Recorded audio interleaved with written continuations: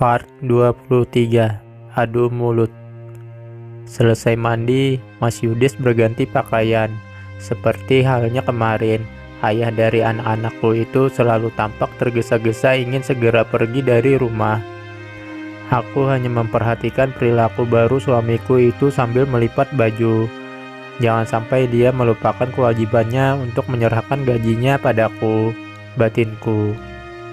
Ayah, Bondan ikut, teriak Bondan ketika Mas Yudis menyambar kunci sepeda motornya. Gak bisa, ayah sibuk, ucap Yudis sambil tergesa-gesa hendak keluar rumah.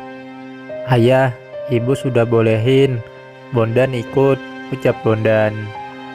Mas Yudis berhenti sebentar, kemudian menatapku. Apa-apaan ini Tamik? Tanyanya. Kamu yang apa-apaan Mas? Hari ini kamu gajian sampai lupa menyerahkannya kepadaku. Kamu sudah melupakan anak dan istri karena telah dibutakan oleh janda yang melohai itu, hardikku. Omong kosong macam apa ini, Mik? Bentak Mas Yudis. Omong kosong macam apa katamu, Mas? Coba kamu lihat dirimu sendiri. Kamu seperti orang tersibuk di dunia, bahkan berbicara sama anak dan istri saja tidak ada waktu, ucapku. Dan sekarang kamu gajian. Kamu jangan pura-pura lupa kalau aku dan anak-anak butuh makan. Jangan kesenangan pribadi yang kamu pikirkan. Bondan berdiri dari tempatnya. Dia menatapku dan Mas Yudis secara bergantian. Sudahlah, Mik. Mas sudah terlambat. Kamu jangan rewel, ucap Mas Yudis.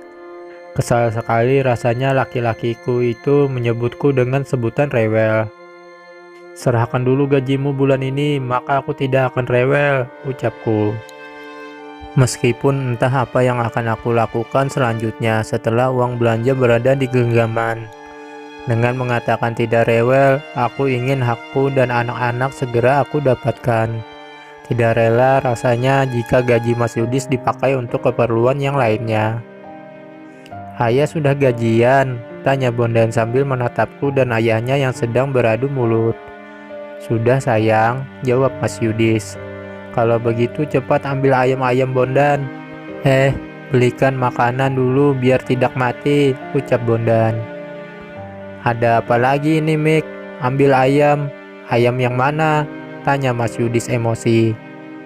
Aku jual ayam kampung kita untuk menebusmu, Mas. Aku bilang sama Bondan kalau nanti ayamnya pulang jika Mas Yudis sudah gajian, ucapku. Kamu itu memang asal terbuka mulutnya bila bicara.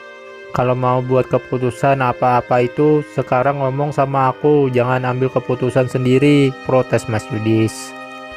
Anakmu sedang sedih karena ayam-ayamnya aku suruh jual bapak buat menebusmu, Mas. Cuma dengan cara seperti itu, Bondan berhenti menangis. Kamu suruh kalau ada apa-apa ngomong sama kamu. Kamu saja sekarang tidak ada waktu buat keluarga. Lalu kapan aku bisa bicara denganmu, Mas? Tanyaku penuh dengan penekanan. Sudahlah, malas bicara sama kamu. Aku berangkat. Santi sudah terlambat jika jam segini, ucap Mas Yudis. Santi melulu yang kamu urus. Kamu itu sudah ditebus sama bapak. Kenapa masih saja menjadi supirnya, Mas? Ucapku. Laki-laki itu tidak peduli. Bahkan dengan entengnya dia menyebut nama wanita itu di depanku dan di depan anak-anak. Kata ibu kalau ayah gajian, ayam-ayam Bondan hendak diambil, ucap Bondan sambil cemberut. Matanya tampak berkaca-kaca. Tadi kan ibu sudah bilang jika ayammu sudah dipotong, sudah disate, jawabku jengkel. Tidak mungkin jika baru saja beradu mulut sama ayahnya, sekarang harus memberi janji palsu sama anaknya. Bondan harus bisa menerima kenyataan, sama sepertiku yang harus menerima ketika ayahnya memilih tinggal di tempat pegadaian daripada tinggal di rumah sendiri. Bondan menangis, aku tidak peduli. Aku berpikir kalau nanti pasti juga akan diam seperti tadi. Aku meminta Arif untuk menjaga Arjuna saat dia pulang dari bermain. Ibu mau mandi sebentar, ucapku. Arif mengangguk. Tidak tahan rasanya untuk tidak mandi lama-lama. Tubuhku terasa lengket semua. Kuguyurkan air dalam gayung ke seluruh tubuh. Aroma sampo dan sabun mandi membuat tubuhku terasa lebih segar. Otakku menjadi agak dingin ketika disiram dengan air dalam kolah. Selesai mandi, aku mendapati Bondan sedang bermain kompor. "Bondan, berhenti tidak," titahku. Bondan mengabaikan perintahku. Dia malah sengaja menghidupkan dan mematikan kompor berulang-ulang.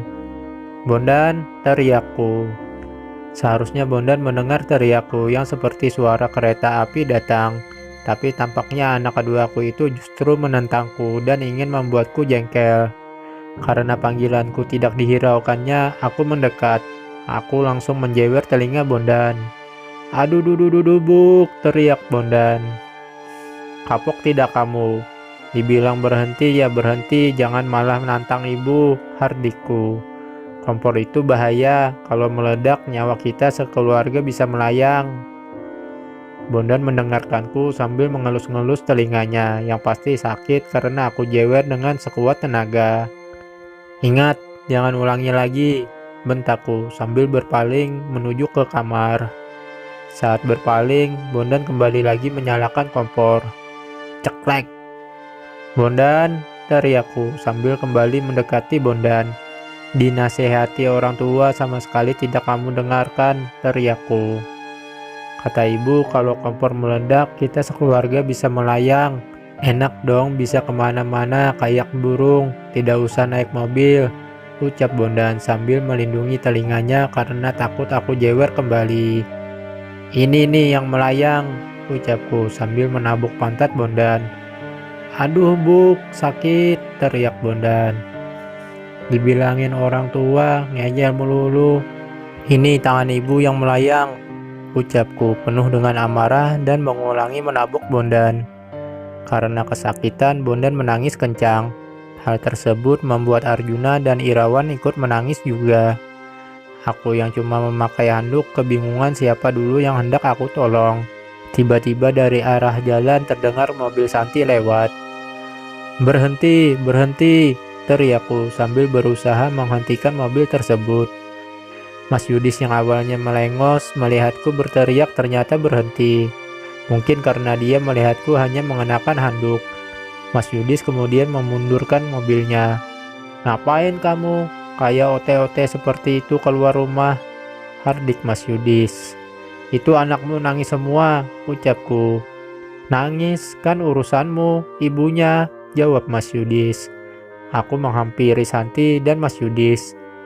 "Masuk sana, pakai baju dulu," gertak Mas Yudis. Aku tidak memperdulikan perintah Mas Yudis. Aku kemudian berbicara sama Santi. "Kamu menyukai Bondan kan? Dia ingin naik mobil. Kamu bisa membawanya," ucapku kepada Santi.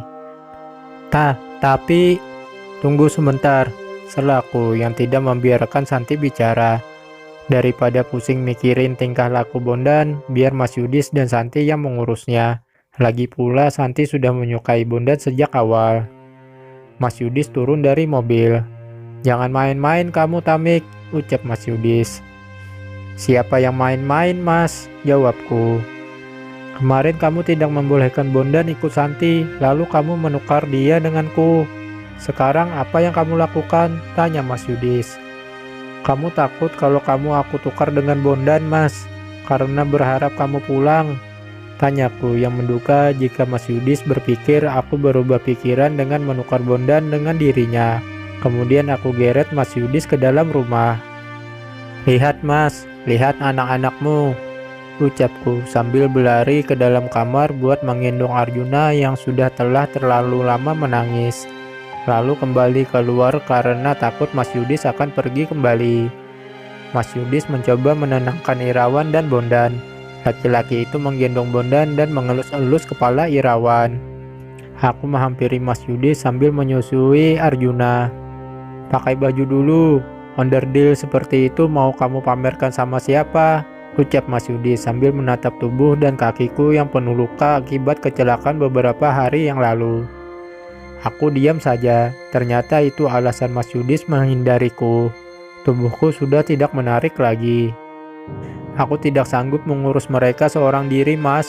Kamu yang berbuat, kamu juga harus bertanggung jawab," ucapku.